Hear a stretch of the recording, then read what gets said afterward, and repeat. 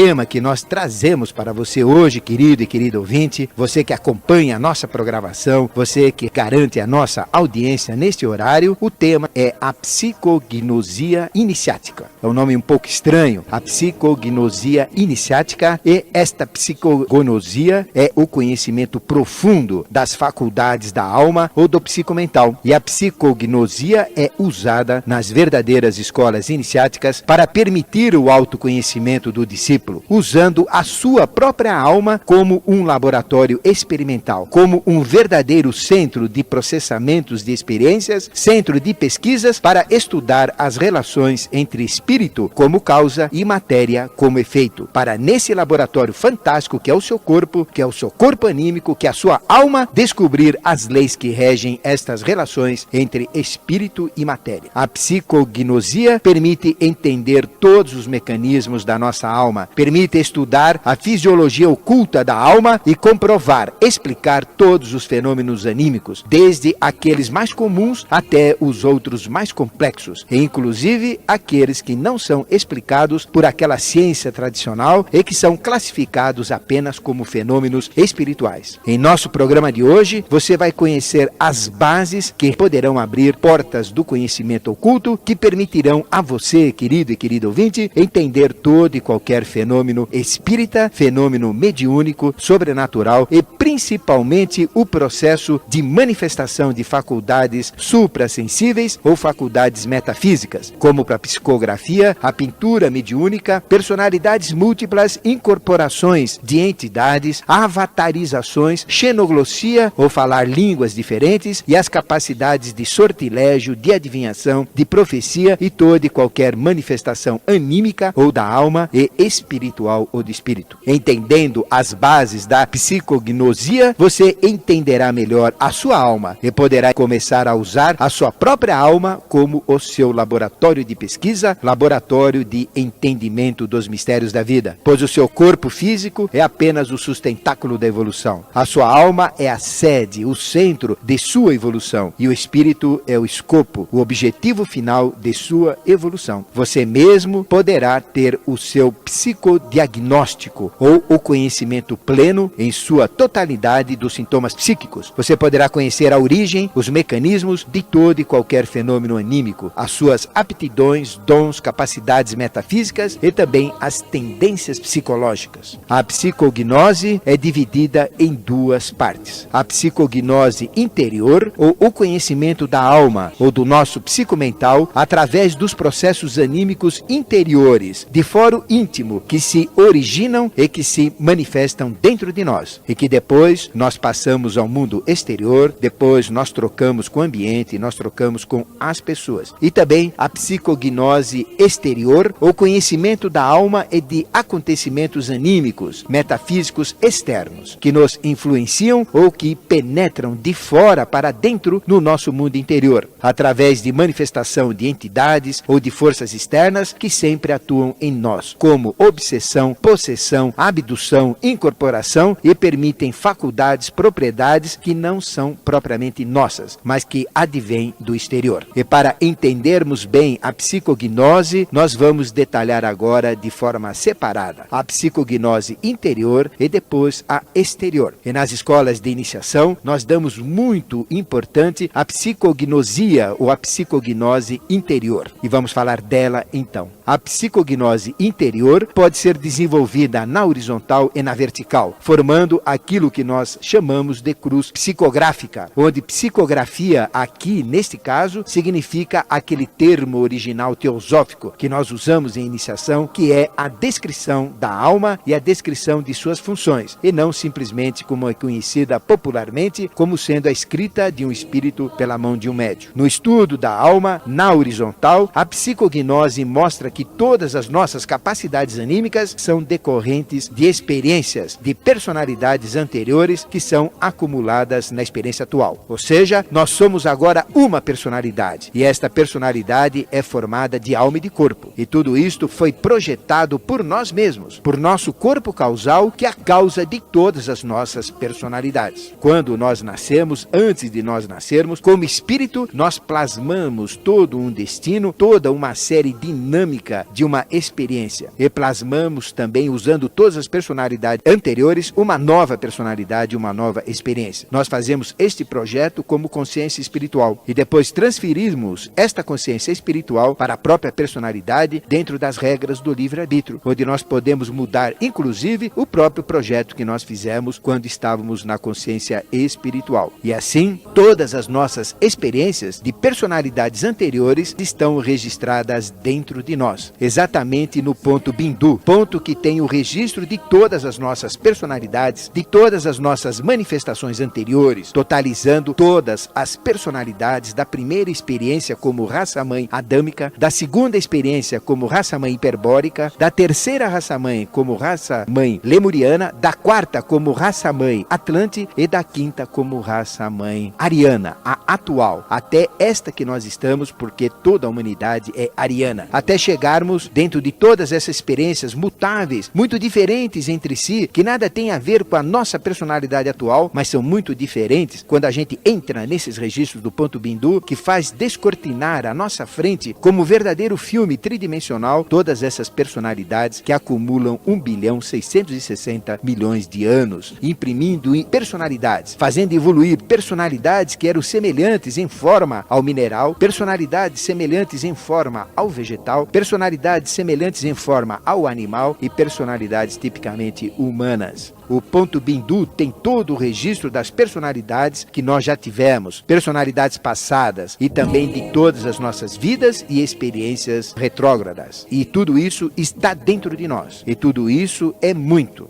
mais fácil a gente entrar nesses registros. É muito mais fácil a gente entrar nos registros do ponto Bindu, nesses registros que se manifestam em nosso psicomental, permitindo que a gente tenha uma manifestação de uma personalidade anterior na personalidade atual, dentro do nosso psicomental. É muito fácil a gente fazer vir à tona de nós uma personalidade anterior ariana, de alguns anos, ou de algumas vezes, ou de alguns séculos, ou de vidas atrás que se manifestam no momento. O que permite a você, querido e querido ouvinte, entender agora muita coisa nesta psicognose horizontal. Permite entender a xenoglossia, ou falar em transe interior, outras línguas com perfeição que as suas personalidades anteriores vivenciaram e que esses registros no ponto Bindu trazem na personalidade atual e afloram no nosso psicomental. A pessoa deixa aflorar os registros de uma personalidade que viveu, por exemplo, na China. Ele falará chinês perfeitamente. Isto tudo está dentro de nós. Todos esses registros existem dentro do nosso ponto Bindu. A gente pensa que está incorporando um chinês, quando na realidade o chinês somos nós mesmos e uma outra personalidade anterior dentro desse processo que eu falei. Permite entender a manifestação de dons, a manifestação de faculdades que a personalidade atual não possui, mas que em estados especiais, estados metafísicos de transe, afloram de personalidades anteriores no seu psicomental, como escrever em outras línguas, desenhar, pintar, compor, cantar, demonstrar, compor e ter todo um conhecimento científico, filosófico, ter práticas médicas, curativas, religiosas, enfim, tudo o que ocorreu em manifestações do passado que em suas personalidades estão registradas no ponto Bindu e que tudo isso é trazido na personalidade atual. Isto é uma coisa maravilhosa, uma coisa fantástica. Permite entender médiuns que constantemente têm manifestação de entidades que são entendidas como que incorporadas de fora, quando é muito mais fácil ser incorporada dentro de si mesmo, com muito menos desgaste e com muito maior facilidade e conforto. Ou seja, dos registros do próprio ponto Bindu, que é o nosso registro interno de todas as nossas personalidades já vividas. Existem manifestações externas, que nós falaremos um pouco mais adiante, mas a maioria das manifestações que são atribuídas a desencarnados externos são na realidade causadas por desencarnados internos, ou desencarnados de nossas vidas anteriores, ou as nossas próprias experiências de personalidades registradas no ponto Bindu. Permite entender a nossa realidade, permite praticar o real autoconhecimento, conhecer a nossa evolução, conhecer todas as nossas personalidades personalidades ou vidas anteriores. Provar que a volta à forma existe, que nós, como espíritos ou como corpo causal, projetamos e causamos a nossa experiência atual e também todas as anteriores. Realizar internamente a viagem horizontal ao passado, a epopeia antropogenética interior, conhecer todos os seus registros, todas as personalidades adâmicas fantásticas, hiperbóreas, lemurianas, atlantes e arianas, ou como nós somos agora, que você viveu e que você usou de uma forma acumulativa como espírito para plasmar a experiência que você é hoje. Por isso, querido e querido ouvinte, nunca reclame do que você é, pois você é fruto do seu próprio projeto. Você é o projetista de si mesma. Como consciência, como corpo causal, procure se aprimorar para que da próxima vez no seu projeto de personalidade você seja aprimorado como experiência também. No estudo agora da alma, na outra direção, que eu falei que tem horizontal e vertical no nosso interior, vamos falar agora na outra direção, ou seja, na vertical. A psicognose vertical permite, através da alma, fazer a conexão do corpo com o espírito. A consciência deixa de se fixar no animismo ou nas vivências interiores de nossas personalidades internas, mas permite ascender, permite subir, elevar a consciência da alma ao espírito, da alma ao corpo causal, ao nosso eu superior, a nossa mônada ou unidade de consciência espiritual, que é o próprio nosso corpo causal, a causa de todas as nossas personalidades, a nossa própria consciência que projetou e que projetará sempre todas as nossas personalidades. Esta conexão vertical permite acordar as nossas faculdades, não mais anímicas, mas espirituais. Permite o despertar do mental abstrato, o manas arrúpico, o mental sem forma e sem atributos, o mental angélico, onde o conhecimento cai diretamente em nossa consciência, em sua plenitude, no psicomental, na consciência de vigília. Permite o despertar da intuição, conhecimento de fatos, de realidades espirituais que se plasmam exatamente como percebidas, como mostradas no mundo denso, nesta realidade física que a gente está. Permite a expressão de Atman, do princípio crístico, que é a consciência integral. Integral de completa, integral de integração com a natureza, com o cosmos, com o universo e com todos os outros espíritos que existem. Estas capacidades espirituais permitem entender também muitas coisas na psicognose vertical. Permite entender o trabalho, o envolvimento das hierarquias com a nossa evolução particular, através do tarô menor, e também com a humanidade através do tarô maior. Entender a missão crística, o trabalho dos manus, dos avataras, dos duijas, ou das folhas soltas, dos mestres independentes, dos nirmanakayas, ou das vestes shambhokakayas de consciências superiores que alimentam o processo evolutivo, que inspiram todo o processo evolutivo do espiritual. Permite entender as manifestações espirituais muito acima das manifestações anímicas ou da alma. Permite entender a manifestação vertical de mentores espirituais, de anjos, arcanjos, arqueus ou principados, exusiais ou espíritos de forma conhecido como as virtudes. Permite entender as dinamês ou dominações, os quiriotetes ou potestades, e em sua expressão maior ainda espiritual, os querubins, os serafins e os tronos. Este potencial dos tronos mostrados no Apocalipse. Entender as manifestações superiores do espiritismo que ocorrem dentro de nós, pois como no animismo é muito mais fácil também termos manifestações de desencarnados internos, como as nossas personalidades anteriores, e no espiritismo superior acontece a mesma coisa, ou no espiritualismo também é muito mais fácil nós termos contato com o nosso espírito do que com outros espíritos, porque toda noite, e não falha uma, nós entramos em contato com o nosso espírito no estado de sono profundo, e por isso o nosso espírito normalmente é o nosso próprio mentor. E nas manifestações espiritualistas é ele que nos fala através do mental abstrato, da intuição e de Atman, nos inspirando, nos ensinando através da voz do silêncio de Helena Petrovna Blavatsky, que é esta voz que ela tanto divulgou, e nos ditando as verdades pela meditação, processo de meditar ou meditar, ou seja, eu mesmo como consciência espiritual medito para minha personalidade as verdades. É o nosso espírito que nos dita as verdades, nos dita a ação. Aí vem meditação. E os maiores médiuns, os grandes médiuns, têm dúvidas se aquilo que eles recebem do espiritual é de seu espírito ou de espíritos exteriores. E a teosofia ensina que existem manifestações de espíritos exteriores, é lógico que existem, mas na grande maioria dos casos é um processo interno, por sua maior facilidade de acontecer, causado pelo próprio espírito. E o próprio Chico Xavier pode receber os seus ensinamentos psicografados de seu próprio espírito, o que em absoluto invalida valida o seu conteúdo, pois é um conteúdo espiritual mesmo, vem do Espírito, só que vem dele, provavelmente, e vem de uma consciência especial, pura, de altíssimo valor, que é o espírito deste ser que nós tanto amamos e que nós tanto respeitamos, este homem santo, santíssimo, que é Chico Xavier, um homem que merece o respeito, porque ele é o espírita do Brasil, uma pessoa fantástica que nós reverenciamos e tiramos o chapéu. Como também nós temos muitos outros espíritas fantásticos, inclusive aqui na nossa Rádio Mundial. Trata-se aqui apenas de mostrar a extensão da psicognose vertical. Nós vamos agora falar um pouco da psicognose exterior, que tem tudo que eu falei desta psicognose interior, essa que está dentro de nós. Vamos falar da do exterior em outras pessoas e também nos mundos psicomentais, ou seja, no mundo astral e no mundo mental e também em estados espirituais. A psicognose exterior, dentro dos conhecimentos iniciáticos, é estudada em paralelo ao processo de autoconhecimento ou de psicognose interior. E também é horizontal, permitindo a mediunidade ou entrar em médio com a unidade, unidade com o meio, sintonia do nosso psicomental com o psicomental de outras pessoas ou de entidades anímicas, ou então com o psicomental ambiente, e que permite o entendimento de todos os fenômenos e influências externas, trazidas do exterior para o nosso interior. A psicognose externa horizontal permite entender todos os processos de influências psíquicas, de obsessão, possessão, abdução, incorporação, avatarização e das capacidades adquiridas por influências externas, como telepatia, premonição, profecias, curas espirituais, manifestação de dons, capacidades curativas, sortilégios e tantas outras. Praticamente todas as linhas classificam a totalidade destes fenômenos como externos. Eles existem, lógico que existem, mas não representam em nunca a sua totalidade. Nas incorporações existem autossugestão, existem personalidades do próprio médium de suas vidas anteriores, como eu já falei, fantasias, mas existem incorporações de entidades externas, incorporações parciais e incorporações raríssimas como totais. E estas semi-incorporações externas ainda podem ser ocasionadas por encarnados que estão dormindo ou em viagem astral, por desencarnados que estão no mundo astral e também por elementais da natureza como gnomos, ondinas, salamandras, silfos, sob o comando angélico. E raramente acontece por desencarnados falecidos, por causa das próprias leis de passagem de um plano para o outro. É possível ter uma manifestação de desencarnado, mas quando ele estava encarnado, ele tinha que ter estado, saber como entrar e sair desta dimensão. Senão, isto não se torna de uma maneira fácil. A coisa é muito complicada. A psicognose vertical externa permite o contato com entidades e seres de todas as categorias concessionais, abaixo do padrão atual médio-humano, ou seja, manifestações chamadas de inferiores, e também manifestações acima do padrão humano, médio-humano, ou manifestações superiores. As mesmíssimas que eu expliquei na psicognose interna. A única diferença é que não estão dentro de nós, mas sim fora de nós, e exercem influências que chegam a entrar dentro da nossa realidade pessoal, chegam a penetrar em nós. E a grande diferença da psicognose interior da psicognose exterior é que na psicognose interior nós somos os pesquisadores, nós somos o objeto da pesquisa e a própria conclusão, o resultado. Nós somos o dirigente direto, donos, sem sócios nenhum, exclusivos de nossas realidades internas, e podemos fazer, desfazer aquilo que a gente quiser, com benefícios, com malefícios, depende da nossa consciência, que se fixam em nossa realidade pessoal. Já na psicognose exterior, nós estamos sujeitos a influências que nós não somos donos, que possuem forças independentes e que desconhecemos o seu potencial por pertencerem a outras realidades exteriores, externas, com potencial maior ou menor do que o nosso. E ficamos assim passivos, recebemos isso como algo vindo de fora, sem entender direito, recebendo as influências externas, permitindo que entrem em nossa realidade, nos subjugando, nos bloqueando em nossa evolução. Por um lado, ou até mesmo nos ajudando de uma forma magnífica externamente, porém sem o nosso controle. Nós somente seremos donos das influências externas, exteriores, quando nós praticarmos o livre-arbítrio, considerando que o mal não tem poder algum sobre nós, e que o bem também não tem poder algum sobre nós, e que nós é que determinamos o poder. O bem não tem poder nenhum e o mal também não tem poder nenhum. Nós é que determinamos o poder que vai ser dado, que vai acontecer, e o poder que vai entrar em nossa realidade. Dentro desse processo eu procurei trazer toda uma base para você, querido e querido ouvinte, entender todo esse processo. Eu aguardo agora as perguntas que você tiver sobre este assunto que nós trouxemos no nosso programa de hoje. Este assunto muito interessante, que é estudado profundamente nas escolas de iniciação, que nós chamamos de psicognosia iniciática. E vamos agora atender aos nossos ouvintes e temos um primeiro ouvinte na linha. Alô?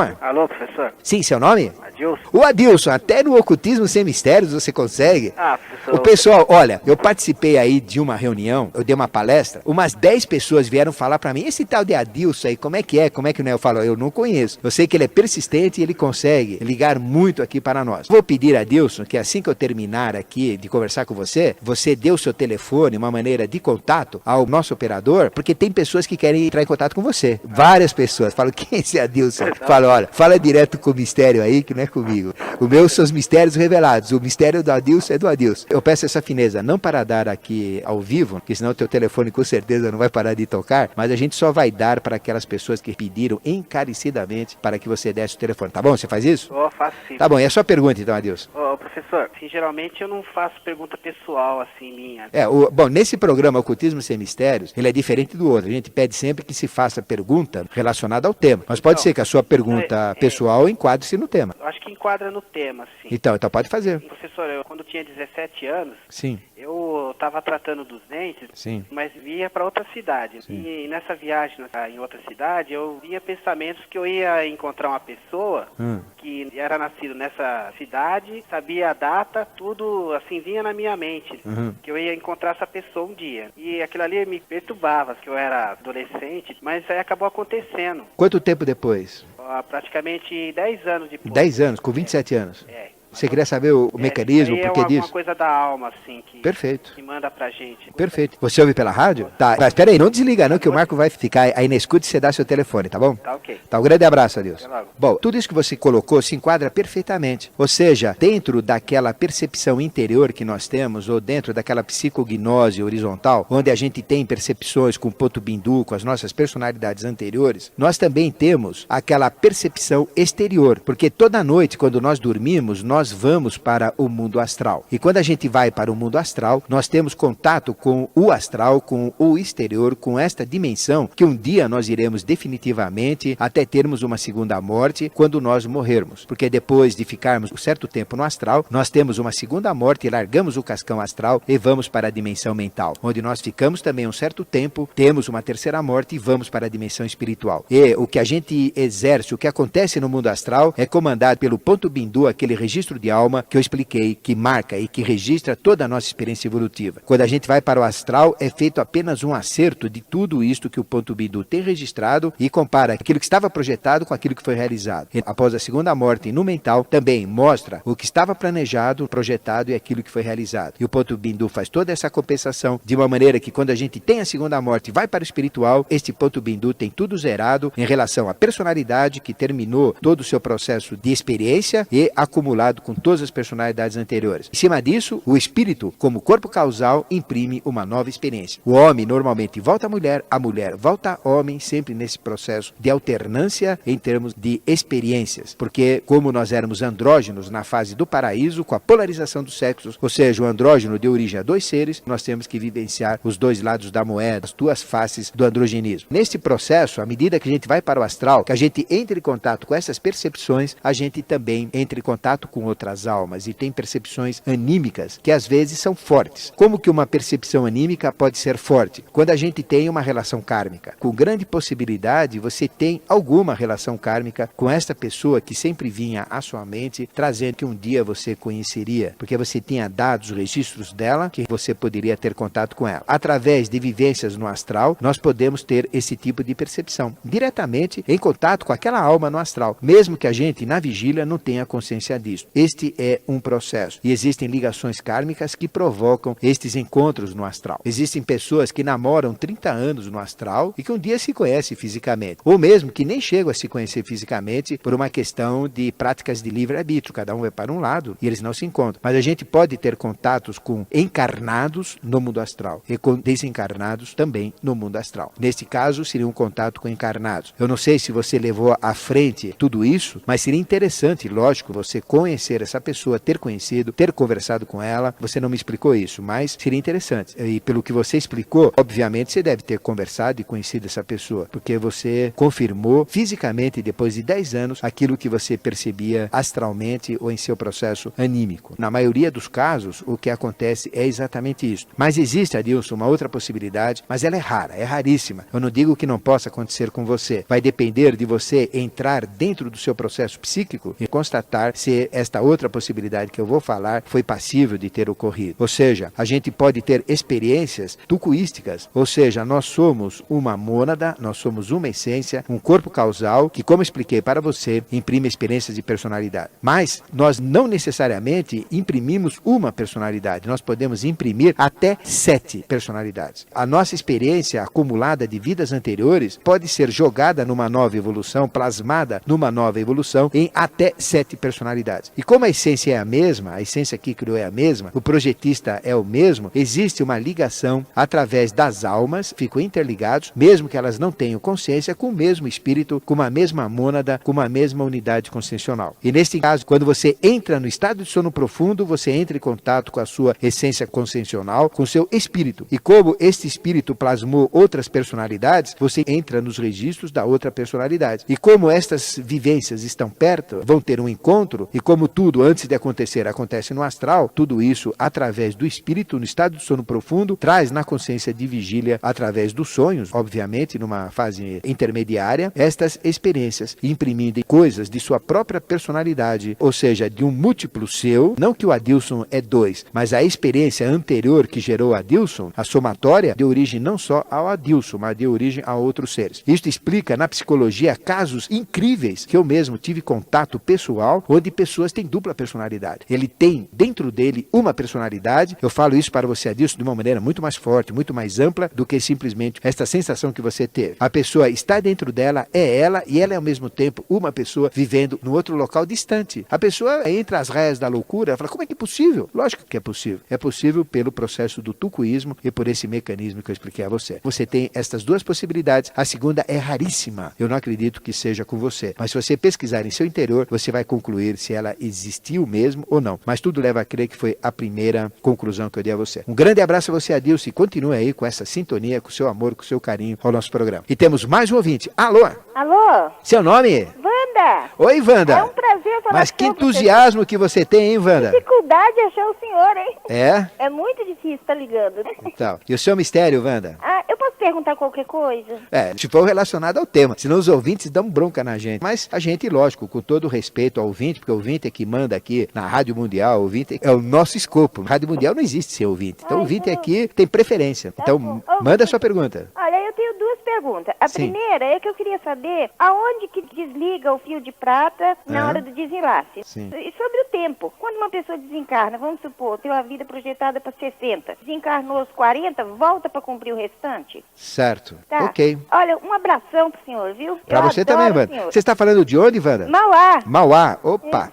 Um grande abraço. Outro. Bom, sobre este ponto do fio de prata, nós temos 2 fios na realidade. Nós temos um fio que liga a alma ao corpo, que na viagem astral, este fio que tem uma coloração rosa prateada, se estende, ele é extensível, e aonde a gente for com o corpo astral separado do corpo físico, porque um clarividente olhando o corpo astral não tem diferença nenhuma do corpo físico, é exatamente igual, não tem diferença do astral para o físico, é igual. A roupa que a gente usa, a gente vê no corpo astral, o corpo astral é exatamente igual, porque tudo tem o correspondente astral. Porque para existir algo físico, tem que existir algo astral. Agora você vai entender, Wanda, o processo inteiro. Qualquer coisa física tem o etérico. Qualquer coisa física tem o etérico e tem o astral. Qualquer coisa física, ela tem o etérico, o astral e o mental. Tudo antes de existir tem que ser pensado, tem que ser plasmado no mental. Depois ele tem que ser plasmado no astral, em matéria astral. Tem que ser plasmado no etérico, em matéria etérica, para poder descer na dimensão física, que é a dimensão essa que nós estamos. Tudo isto liga-se ao corpo astral, que é o nosso psicomental, que ao sair, quando a gente dorme, deixa o corpo físico e o vital na cama. Mas ele é igualzinho ao corpo físico, não tem o que tirar nem pôr. Nós ficamos ligados por um cordão. Da mesma maneira que, ao nascer, o cordão umbilical tem que ser cortado para nos desligar do interior, do mundo interno, para a gente sair para o mundo externo, que é o cordão umbilical materno. Quando a gente sai do mundo externo e entra no mundo interior, que é o mundo da alma, o mundo psicomental, a gente também tem que cortar o outro cordão umbilical. Só que é um cordão cordão heterofísico, cortado, e a gente vai para a dimensão astral. Toda noite a gente sai e fica preso ao nosso corpo físico e vital por esse cordão que nós chamamos cordão umbilical. Mas quando a gente tem a morte, ele é definitivamente cortado e a gente não tem como voltar. E a gente vai para o mundo astral. O corte desse cordão é o que determina a morte e a passagem. É aquele momento onde ocorre o corte, a nossa consciência passa por esse tubo, por esse cordão umbilical, e aquela passagem da consciência pelo cordão umbilical, saindo da consciência física, indo para a consciência astral, é aquela sensação de entrar no túnel, onde a gente vai para o mundo da luz. Nossa consciência, ao entrar no túnel, significa que o cordão foi cortado e a gente está entrando. E quando a gente entra na luz, entramos automaticamente no mundo astral. Corte desse cordão prateado ocorre, desse primeiro cordão, ocorre no momento da morte, como eu expliquei. Mas existe o fio de Sutratman. Sutra é fio, Atman, consciência, que é o fio do espírito, que é o próprio ponto Bindu. Ele tem dentro de si o fio de Sutratman, que é o fio de todas as nossas experiências de personalidade. E esse fio de Sutratman é permanente e acompanha todo o nosso processo evolutivo. É um registro, é como se fosse um chip espiritual, registrando todas as ideias que nós, como corpo causal, criamos e todas as realizações como personalidades que nós mesmos, por transferência de consciência, chegamos aqui para executar. Esse fio de Sutratman é o fio de todas as nossas vidas, desde a raça adâmica até o momento atual, ariano, nesta fase atual. E vai ter ainda tudo o que vai acontecer para frente em todas as nossas futuras personalidades. E esse fio é cortado quando a gente chega no final do protótipo que nós temos que ser. Ou seja, todos nós temos que atingir um padrão. E esse padrão é Jivatman, ou Jiva com consciência de Atman, que é exatamente o padrão crístico. Quando toda a humanidade tiver o padrão crístico, esse fio de Sutratman é cortado. Aí não tem mais razão de nascer, não tem mais experiências de personalidade. Nós nos integramos diretamente na consciência cósmica. Nós somos o próprio Deus. Nós somos o próprio Cristo. Porque Cristo é um título, e é o título que é dado àquele que chega no processo final da evolução, como chegou Yoshua Ben Pandira, o Jesus bíblico. Esse é o cordão espiritual. E o cordão anímico é esse cordão que liga a alma com o corpo. São dois cordões, o espiritual, que é o fio de Sutratman, e esse cordão, que é o cordão umbilical, que liga simplesmente a alma com o corpo. O psicomental com o corpo físico e o vital.